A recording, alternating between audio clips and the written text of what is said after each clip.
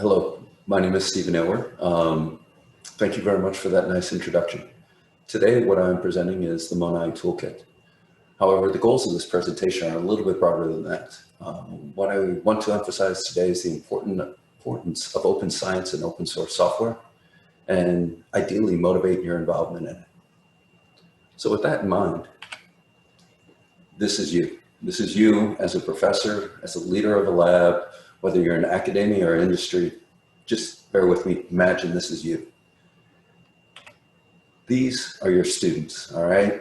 And there's Bob. Bob is your perfect student. Bob is the one who's the anchor for your lab. He's the one who writes all the software, the best software, keeps everyone involved, organizes your experiments. He's really key. Then one day, tragedy strikes. Bob graduates. All right, Bob is off now earning his money. He's no longer in your lab. And you hear, I can't find Bob's code.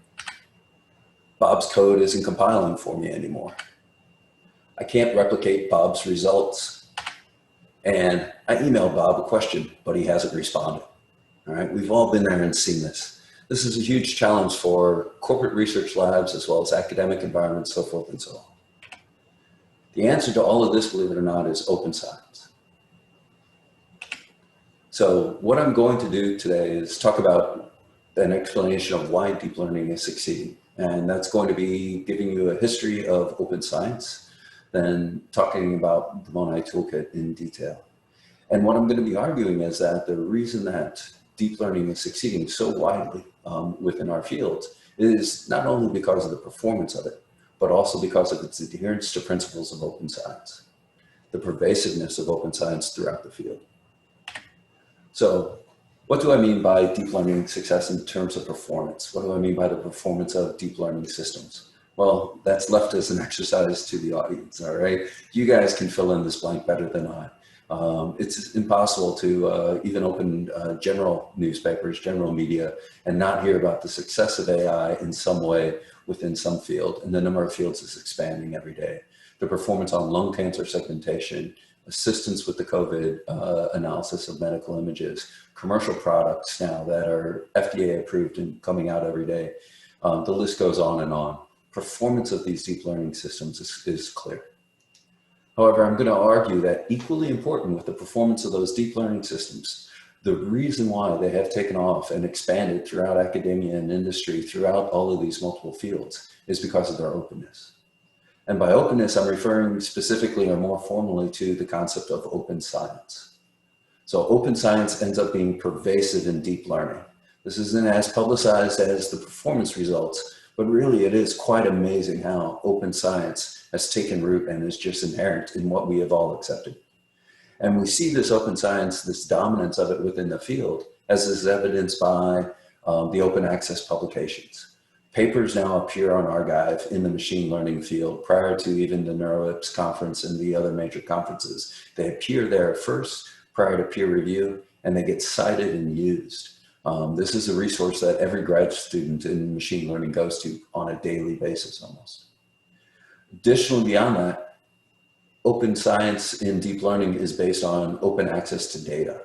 ImageNet and all the different variances of the medical image databases that have been released for COVID and other domains, as well as the traditional computer vision image databases that are out there. These are amazing resources that are used heavily in publications and constantly being expanded upon. And then the topic for today, open science is evident in deep learning because of the acceptance of open source algorithms. All right. Open source software is used equally in academia as it is in industry, and it's the same platform. It's that PyTorch platform, Cafe, and all the other ones that are available that are used in both academia and industry. And when people publish the algorithms, they're publishing their software, making it available on GitHub as a PyTorch extension and so forth. And really, this is the motivation behind the development of MONAI. So where does this notion of open science come from? Well, it's been around for a very long time. One of the initial presentations of this and formal declarations of this was actually back in 1637. Descartes published his discourse on scientific method. And in this, he said, doubt everything and only believe in those things that are evidently true, those things that are reproducible. All right. And so he was presenting this as a basis of science. And so for science to advance, you needed to be able to reproduce the work of others. So his notion of science actually is our notion of open science, this reproducibility, when really it's the foundation of science itself back in 1637. However, it isn't easy, all right? Open science is a difficult task. There's a lot of challenges associated with it. And I'm going to go into those challenges, but first I want to give you an example of failure of open science. And this is, I want to emphasize, it's not that anyone's doing anything malicious. It's not that people are purposefully being closed. It's not that people are against it. It's actually hard to do, all right? And for example, in Nature, an article was published that in 2012, where these two gentlemen, very experienced within their field of radiation oncology, took the top 53 landmark radiation oncology papers.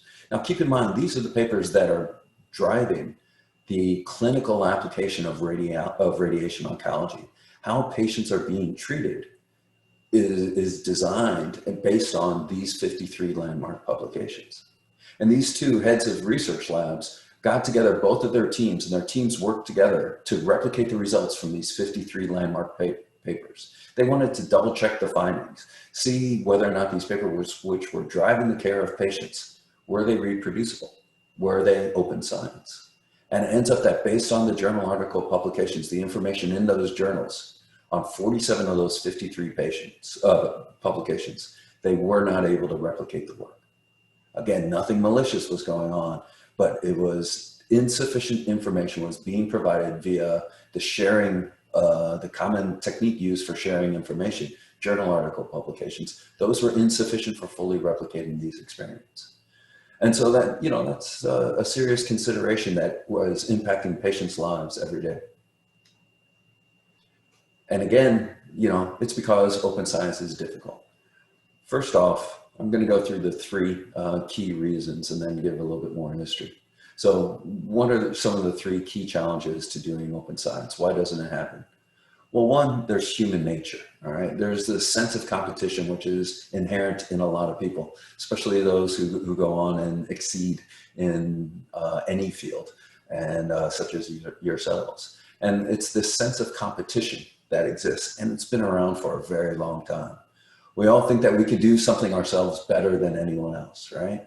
We all think that, oh, their technique is good, but I can do a better job of it. Or while I'm building this technique, I don't want to tell anyone about it. I don't want anyone to steal my ideas. I want to do it myself. And so there we are, all out reinventing the wheel on top of one another.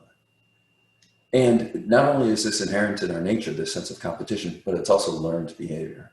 I'd argue that throughout our society, this sense of competition is repeated, definitely within the education systems, taking exams, competitions, rankings of students and so forth, but in other aspects of our lives as well. So sense of competition is one. Second thing is, as I touched on before, journal articles. They're woefully inadequate in their ability to completely describe the complex environments that exist around an experiment, all of the different factors. And this continues to be a problem in multiple fields. Luckily, us as computer scientists, we can publish source code. And so that helps quite a bit, all right? So we can go beyond those journal articles. But if you look just in general, the ability of journal articles to represent the complexity of an experiment, again, woefully inadequate. And then there's simple priorities. Life gets in the way. Anything that requires effort, you have to work on your priorities. And you can think that you have more important things to do than focus on open science. You want to just publish your paper and move on, all right? Because you're trying to get tenure. Those multiple publications are what count. You need to get them out the door. Or you want to finish your dissertation. You want to go on and earn that job. You want to be Bob. You want to graduate. You want to write a grant proposal. You want to start a company. You want to sell your company. And really what it all comes down to, you want to earn $1 million, all right? And so you can look at all of these things as something that you should be doing instead of, or that you might prioritize greater than doing open science. But what I hope you come away with from today's talk, and the remainder of my talk, is that in order to achieve all of these, or any of these, Open science is the answer. So the benefits of open science, in my opinion, greatly outweigh the costs. And luckily in the field, there's a lot of people who can contest to this, and there's a lot of quantitative examples of this happening. So consider, for example, VTK, the visualization toolkit that was mentioned before. Yeah, it's made by Kitware. It was our open source software that we opened from the beginning, that we offered from the start of Kitware 20 years ago. And it's thriving today. It's the foundation of 3D Slicer, Osiris, so forth and so on. Commercial systems, surgical navigation systems, it's everywhere. It's offered for free, all right? We don't offer any licensing for it. And so you can think of, why are you guys doing this? You're losing money. But if you look at one example of funding that we have active for it right now, just one of the grants that we have, and we have something like 60 at Kitware, just one of the grants that we have is an NIH R01, on which I'm the PI. So it's a basic science NIH research grant worth $3.4 million in 4 years of funding that is being brought in for the continued maintenance of VTK. Showing the impact that it had allows us to receive funding from these grant agencies and then thereby develop more open source software and continue to expand and maintain it. So this is, again, software that's been around for 20 years and is maintaining its relevance to today. Then also citations. You can think that open source and releasing your source code is independent of doing a journal article. But time and time again, there's examples of journal articles that have the software released with them. Those journal articles receive significantly more citations. If you look at the 2 citations that were originally provided with VTK, one by Bill Lorenz and another one by Will Schroeder, they have over 13,000 citations. Ron Kikinis's publications that he has, and look at his H factor and so forth, where he's been championing and leading 3D Slicer, number of citations he has is phenomenal. Anyone would be happy to have his resume of citations, or even these 2 citations alone. And again, on and on, our different toolkits can demonstrate that. And then impact. A lot of us are in this field to have impact.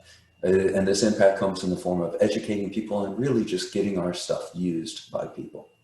And that is possible, again, via open source, via open science, by allowing our stuff to be reproduced, built upon, understood more deeply. And CMake, VTK, ParaView, 3D Slicer, and so forth, it's actually, we're up to 150,000 downloads per month. And so again, the impact that we have, their applications, again, surgical navigation system, World of Warcraft, Minecraft, all these different tools are actually built using components of the software that we developed at Kitware, a small company. So taking all of this, that's really what inspired us to begin the development of, or to participate in the development of MONAI. The MONAI really began with NVIDIA and King's College London, all right, and they continue to be the major developers and contributors to it. They direct it, I just am on the outside advising, so credit where credit's due. But nonetheless, they realized that what they were doing was going to benefit from participation in open science. And so a variety of us were brought on to help with that. They had as a goal, not just to develop a deep learning system, but really to accelerate the pace of research and development by providing not only a common software foundation, but also to develop a vibrant community for medical image deep learning. That community development, that's open science at work, all right? And that was their goal, King's College London and NVIDIA. And so they made their software freely available, and they wanted to make certain it was community supported. I'll provide more details on that. And also, instead of competing with PyTorch, they built on top of PyTorch. So they're joining in the PyTorch community, but they really optimize this for medical imaging. So you could say, well, why don't I just use PyTorch? Well, essentially you will be using PyTorch, but by optimizing it for medical imaging, we're going to show that there's many benefits in the remainder of this talk. And then not only did it provide good implementations, optimized implementations for medical imaging, but it's supposed to be a reference. It's supposed to give people an idea of how they can build their own deep learning systems. What are the best practices for applying deep learning in the medical imaging field? And that's another major contribution that has an education component to it. So what NVIDIA and King's College London did, as they began to develop this toolkit, they realized they wanted experts from around the world to participate in it. And so they went out and they contacted people who had already developed deep learning systems and invited them to join this effort. Again, making it a community effort.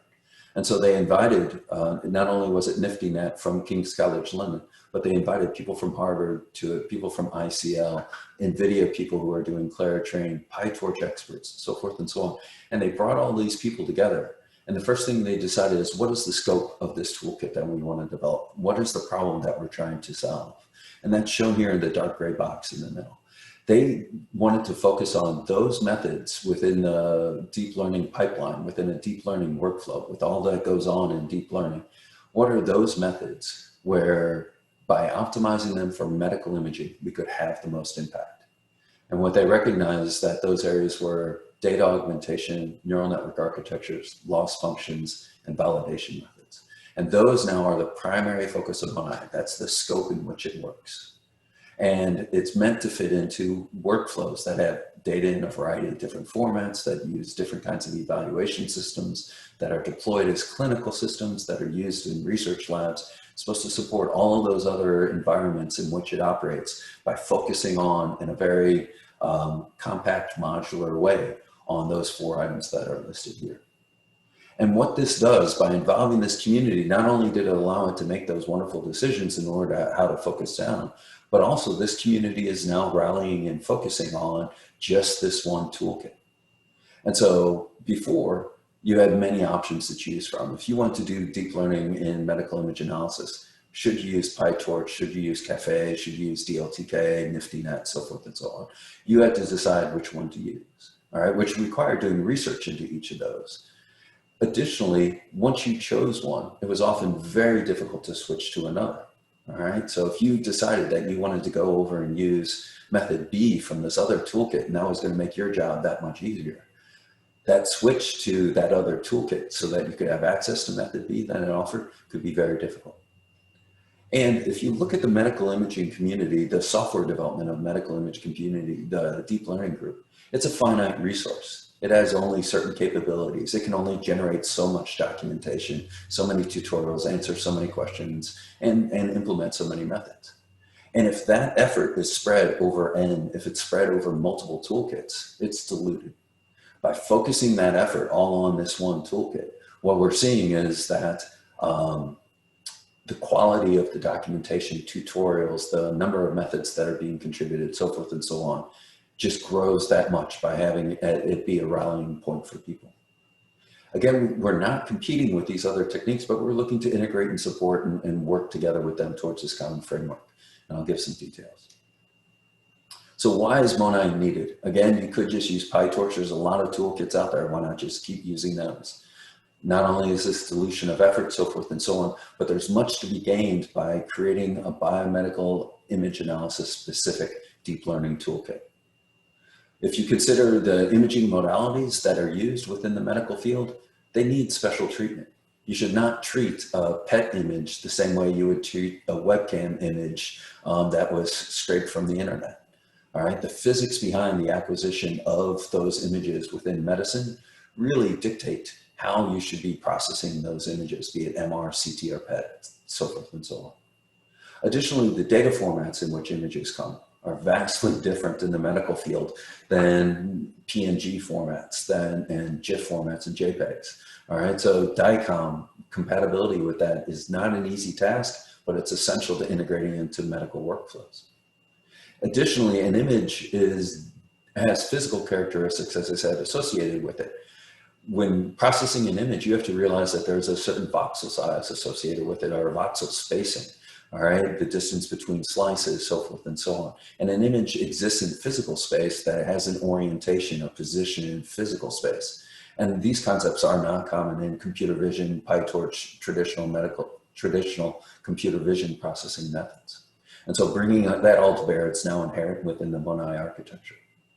And also certain network architectures are more suited for biomedical applications, or they were designed specifically for biomedical applications. One of MICAI's claim to fame is the 2015 paper that introduced UNET. UNET, hugely popular neural network architecture, began at MICAI and is really ideal for medical images. And then also data augmentation, sampling techniques, annotation, not only annotation techniques, but annotations, uncertainties, and so forth. They all have different priorities and appropriate tools within the medical imaging field compared to computer vision. And in particular, looking at data augmentation, you can be led down the incorrect path if you follow computer vision data augmentation techniques and apply them to medical images. Because some of the first thing that a computer vision person does when they get an image is they flip that image in order to simulate another image so that they can increase the sample size, increase the amount of training data that they have available. And when they flip it, they'll flip it right, left, up, down, they'll mirror it, they'll do warpings on it in order to slightly distort it, so forth and so on. And in computer vision, that often makes sense. But in the medical field, a lot of that makes no sense at all right? To have your patient all of a sudden where their anatomy is inverted, all right, left versus right. To have it up and versus down. So have the person laying on their stomach in theory in the CT scanner as opposed to on their back. That's very unusual at best to have that happen. And so those specific data augmentation techniques should not be used within the medical field. But within the medical field, what you will want to do is some other data augmentation techniques. You're going to want to go ahead and, for example, you can take one patient's data and warp it, register it with another patient, all right, in a gross way and in a coarse way. And that transform of that data might make perfect sense and allow you to create a new person, a simulated new person's anatomy, a simulated new person's scan for use in training. And so those kind of body-based data augmentation techniques totally viable within the medical field and absolutely not done within the computer vision field. So again, these are great reasons why MONAI is needed. And then the other reason why MONAI is needed is there's also some very basic difference. So I've been talking about open science as really a choice, as something that you should be doing within the computer vision field and all these other fields. But the basis of open science really comes down to reproducibility. And I would argue that reproducibility is paramount in the medical imaging field. It's not an option, it's you have to do this, all right? It has to be provided by whatever tools you use. They have to inherently support it. And so it's vital to clinical decision support. We have to be able to replicate your work, build upon your work, understand your work deeply. And so the MONAI toolkit has a lot of emphasis on reproducibility. Random number generators are repeatable if you so choose within MONAI, so forth and so on. And then this reproducibility also has a lot of additional benefits. Again, it reduces the amount of re-implementation of code. Not everyone has to go out and implement their own UNet, but now there's a reference single implementation of UNet where when you think you have a better technique, you can compare it against that UNet method. Provides baseline implementations, as I said, for UNet for comparison. It also demonstrates best practices. When you sit down to implement your technique, you can now go to MONAI and find something that's similar, that has already been done, and then build upon it, and then have something that's well tested and so forth and existing within the MONAI framework. What all of this is saying is that MONAI, by offering all of these capabilities for free under an open source license, it allows you to stand on the shoulder of giants. That's the phrase that I use. All right, if you look at the people who are contributing methods from NVIDIA, King's College London, German Cancer Research Center, on and on and on, these are the people who invented the techniques. They're the ones who implemented it or who wrote the journal articles on them originally, and now they are the ones making that code available. So you are certain that what you are building upon, what you are applying, what you're comparing your method to, really is the best possible representation. And the pace of research is accelerated by this. So how does MONAI accomplish all of this? Well, it's a flexible PyTorch compatible toolkit. It has data loading and handling libraries that are specific to medical images. And so it has a DICOM support within it. It has PNG TIFF, but it also has image orientation, so forth and so on. Data transforms are numerous within MONAI and constantly and rapidly increasing. They allow you to process, regularize, and augment your data in a medical imaging specific kind of way. It has a library of general purpose network and loss function definitions, numerous metrics for evaluating results during and after training. And these metrics are often, DICE scores and the common ones out there, as well as some experimental ones that I'll talk about. It provides Jupyter notebooks and Ignite workflows that really simplify the understanding and the implementation of these network definitions, or the use of these network definitions, and also allows you to train a network and test it out really quickly once you download and install the toolkit. It allows you to get up and running very quickly.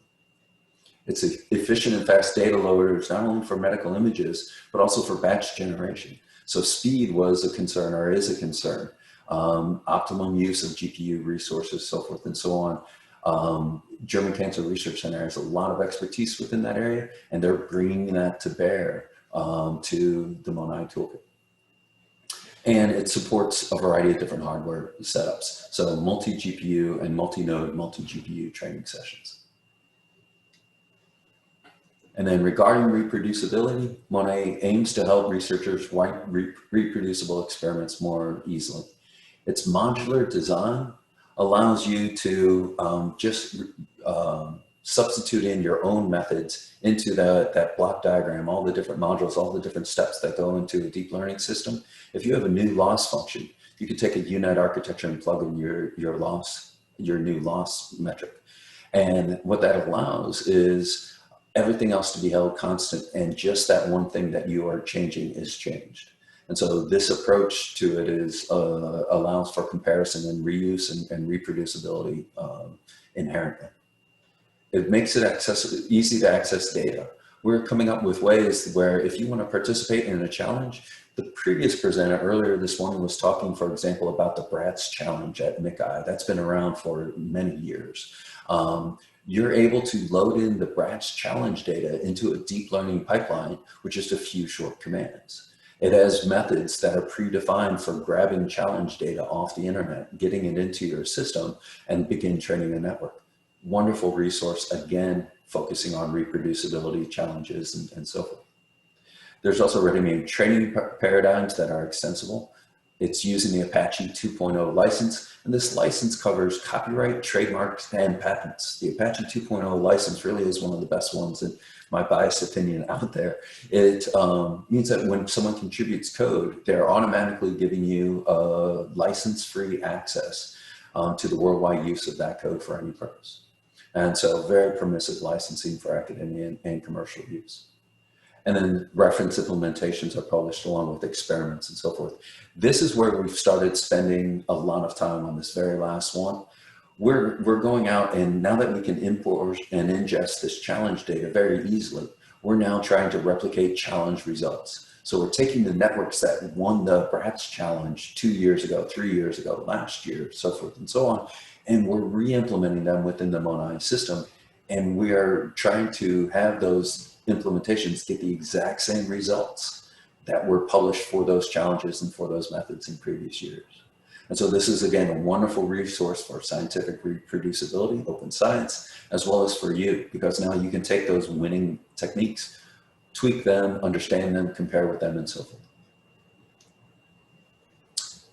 And so what does working with MONAI look like? Well, it's a lot like PyTorch, not surprisingly, but it's also meant to be simplified. It has some features that really make it easy to operate, again, within the medical field. And so an example structure or declaration of a UNet is given here. So if you had to implement a UNet from scratch, there's a variety of different layers, transfer functions, and so forth that are involved. It would take you quite some time, and there's a chance that you would get a bug in there that would take a while to find, or that might go undiscovered for quite some time, even worse. But here we have a reference implementation that, by specifying this data structure here, by specifying these parameters, you can completely define a UNet architecture.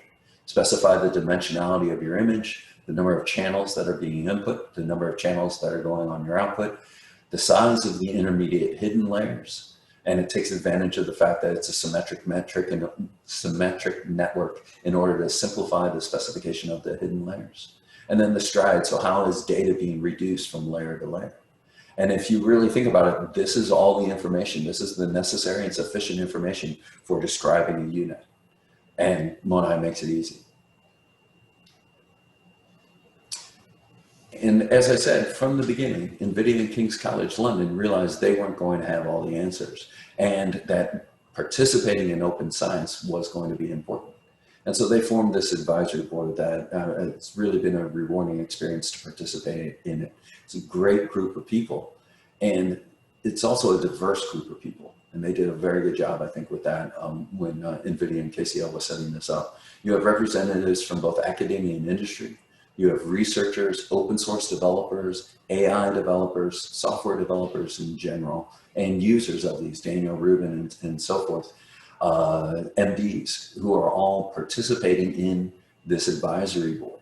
And this advisory board is not out to try to dictate the architecture, all right? But we are users of the toolkit, so we're what Joel on software called dog fooding, for those who are computer scientists out there. We're definitely testing the system as it's being run.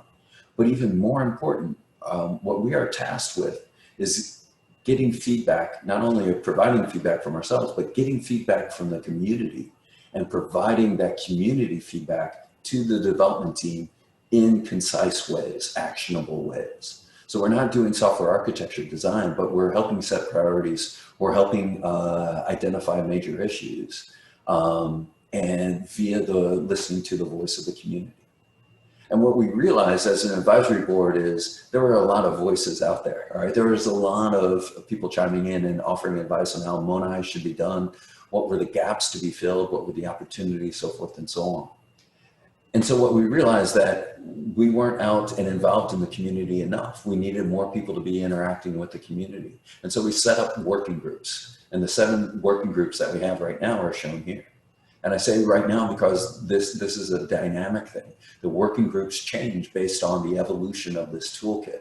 The working groups and the priorities and how we want to listen to the community and what the community is saying, even these working groups are going to adapt to that. And so there's the imaging IO, data diversity, reproducibility, transformations, federated learning, advanced research working group, and the community adoption working groups. The image IO working group, I happen to be the leader of that. That has what seems like a modest charter, all right? Define how data is read into and written out of memory, all right, for MONAI. So this is image IO, right? And initially it's what we focus on. You think it's easy, but really, for those of us who have been in the image processing field for quite some time, you realize that you can end up spending a significant portion of your time, more of your time, on image IO than on algorithm design, all right? Trying to get the data in the proper format, make sure image orientation is preserved, all of these other things. It's amazingly error prone and time consuming, and MONAI is out to make that easy. And so we are supposed to support reading of common data formats such as NERD, NIFTY, DICOM, JPEG, TIFF, and so forth. And we want to make certain that we can also interface with clinical decision systems, all right, with HL7, DICOM, electronic health record systems, and so forth. And so our first proposal was to create a single reader within the MONAI system that could handle all these different data types. And that basically whatever data you gave to it, it would figure out, this one global reader would figure out what subreader, what library that's available to me should I use in order to read in that data most effectively. And so a single reader supports a diversity of formats, but also we make it so that you can override this. If you have your own favorite TIFF reader, or if you want to use PyDICOM instead of, we're using ITK and GDCM for doing DICOM reading. If you want to use PyDICOM instead, it's very easy to substitute that in. But when you substitute it in, we also make it necessary for you to document that you've substituted it in, so that when someone goes to reproduce your experiment, they know to use PyDICOM to read their data or your data, as opposed to using ITK's GDCM. So even at the IO level, reproducibility was key. Then there's the data working group. And the data working group is considered not just with reading individual elements in, but how do I keep track of the fact that this is a series of images? Or how do I associate the biopsy reports with the MRI scan from that patient? How do I look at data as a conglomeration, coherent conglomeration that is helping me solve my clinical problem? And so images, biomarkers, patient demographics, patient outcomes, and so forth. This is the charter of what the working group is working on. And it's performing very well. The group lead is Brad from NVIDIA, and he has amazing DICOM and electronic health record system expertise. The next MONAI group, the Evaluation, Reproducibility, and Benchmark group, it's led by Lena. Lena is also the head of the challenge committee for the MICI Society. So her team is coming up with specifications of how should a challenge be specified in order for it to be a sufficient study, a well-designed study, and a reproducible study, all right, or lead to reproducible results. And so she has been doing this work for MICI, and now she's bringing that expertise by leading this working group for the MONAI toolkit. And so it's a wonderful resource that we have. And by the way, I'm going through these toolkits, these working groups because and I'm mentioning these names, we want feedback from the community. Feel free to contact any of the people listed on this slide or the other slides and give them your opinions on what MONAI is doing well or not, or don't even look at MONAI and say, here's what I need, and they'll let you know if MONAI offers that, or else they'll take that into consideration. Again, it's a communication channels that we have. And so your feedback is important.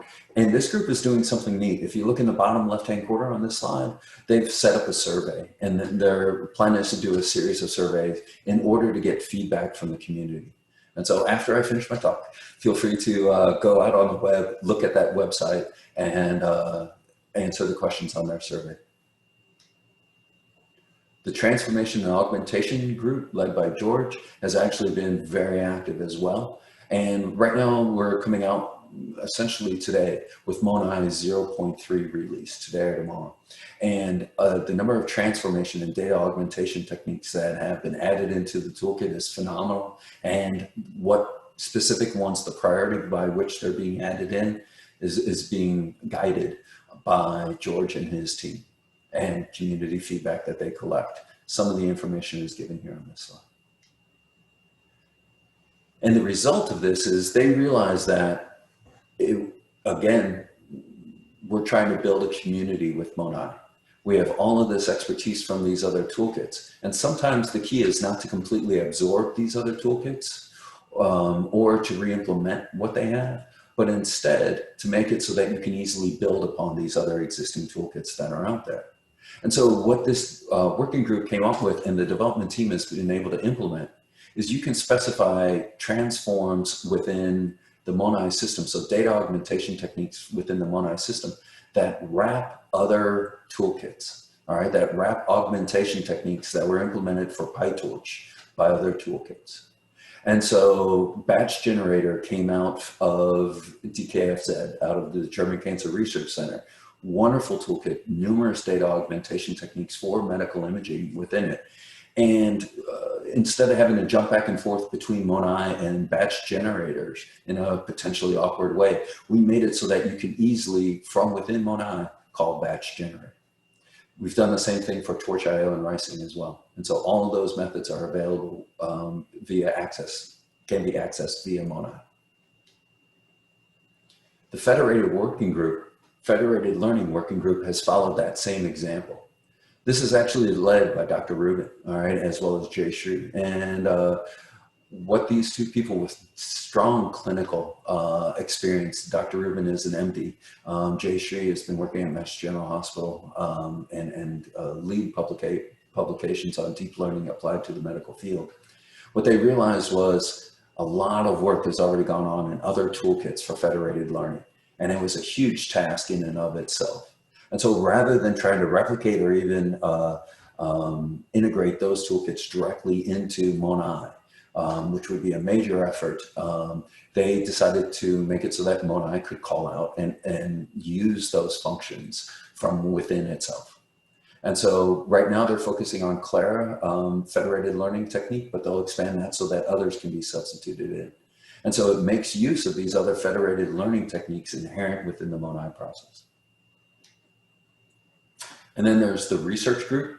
And the research group is concerned with the entire life cycle of a research process. All right. So here they want to look at even things such as the data IO and the consistency by which it's done, but also the initial implementation of an algorithm based on some other algorithm, the comparison of an algorithm with other algorithms, and the publishing of an algorithm, and how do you associate the software with that publication, and then how do you deploy your algorithm in a clinical environment. that whole stretch is being approached by the research working group. And one of the first things that they did was they recommended, and it's appeared in MONAI 0.3 already, they recommended that the repository of MONAI be split into 2 repositories. There's the MONAI core repository, which is very compact now, and only actually has 3 subdirectories. So it's a very tight representation of the MONAI core, of those 4 modules that I talked about. And then there's the research repository. And the research repository contains documentation, tutorials, and then also community-supported algorithms that are paired with peer-reviewed publications. So if you do a peer-reviewed publications and you want to release your algorithm somewhere, well, implement it in MONAI and put it in that research repository. And so it's meant to have a lower bar, so the quality that we have for the main MONAI core, extremely high quality, very high bar to make any change within that. There's a lot of requirements to go through, but the research is meant to be easier for people to get their code into. And so, so it's a wonderful venue that they have created for the exchange of ideas. And then last but not least, there's a community outreach working group that I'm part of, and they are tasked with making certain that MONAI is out there, that people are aware of it, so that the community grows and builds. And then supporting that community by collaborating with the research group and with the Data IO and all the other groups in order to make certain that appropriate tutorial materials and documentations are available that the community needs, as well as resources for getting questions answered, so forth and so on. They recently ran a boot camp, and it was hugely successful, and I'll provide additional information on that in the next slide.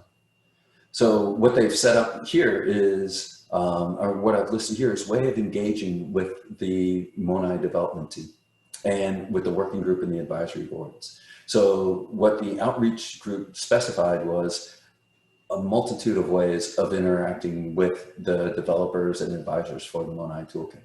So there's community guides and contributing guides that are out there and available on the GitHub repository in that research repository that I talked about. They've also established PyTorch forums. We're now officially an official PyTorch extension. And so we could make use of the PyTorch forums for answering and asking questions. Stack Overflow, we're declaring tags. And so if you post a question to Stack Overflow with the MONAI tag, it will be seen and answered. We have Twitter accounts. We're releasing a Slack channel any day now for getting feedback from the community in that regard. And so a variety of different methods are out there for people to exchange ideas, ask questions, and so forth. And the impact, the result of this has been a huge success. MONAI, again, is just on 0.3. It was released in April of this year initially, all right? Was the 0.1 release. And we're already up to over 1,400 likes, all right, stars on GitHub. And we've gone from an initial development team that was around 5 main developers to having contributors, 39 contributors from a multitude of companies, multitude of different projects, well beyond what we ever envisioned, even via the advisory board and so forth. These are people from around the world contributing. And then, as I mentioned, the outreach group just ran a boot camp. And when we were designing this boot camp, we were wanting to be a little conservative in the initial design. We weren't certain how many people were going to show up or applying for this. And so we targeted the design of the implementation of a boot camp that would have 60 participants. And we would introduce these 60 participants over 3 days to all of the basics of MONAI. So from using MONAI to contributing your own algorithm to MONAI, to using MONAI to do a challenge. That was the last day. Well, we advertised this on social media, LinkedIn and so forth. And for those 60 positions, we ended up getting 563 applications within the first 2 weeks, essentially, of doing the announcement of this. And so huge response from the community already, even though it's just a 0.3 release. And so we were very excited about that response. And so what we did was we had the main boot camp established for 60 people, and we allowed an additional 140 people to operate as observers. So they were able to join via Zoom, but they couldn't ask questions and they couldn't get feedback or one-on-one time with the instructors where the main 60 participants could. And what I really liked about this is we went back, looked at emails and tried to surmise where people were coming from. And what we came up with was the fact that we had participants from 40 different countries. And so really a worldwide impact, every major continent represented, worldwide impact that was occurring in this initial 0.3 release bootcamp. And then really what is key is building this community, and all that is wonderful, but MONAI is being used. It's appearing in publications. And so, like I said, Jayshree's team, they have done this publication that's shown here. This appears in IEEE Transactions on Medical Imaging just this year. Again, we released in April, but there's already our first publication out. And it was deep learning systems applied to COVID-19 cases. And so exactly what we would hope for, more than what we would ever hope for, it's already happening. So this is a practically usable toolkit now. And people are contributing Jupyter notebooks that accomplish other tasks. They're coming in from the community and being donated to the MONAI system. And so other examples that aren't publications yet, but they're publications as software repos do exist. So Jupyter notebook tutorials exist, and were contributed from the community for examples, 3D segmentation of spleens from CT data as shown here.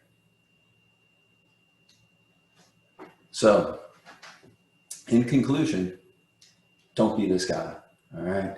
Don't be out there thinking that you have to reinvent the wheel, or be reinventing the wheel, not realizing it.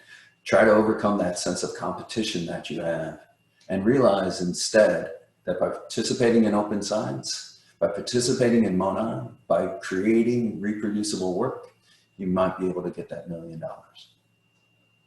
Thank you very much for your time. Look forward to your questions. Thank you so much, Stephen. This is a wonderful talk, and I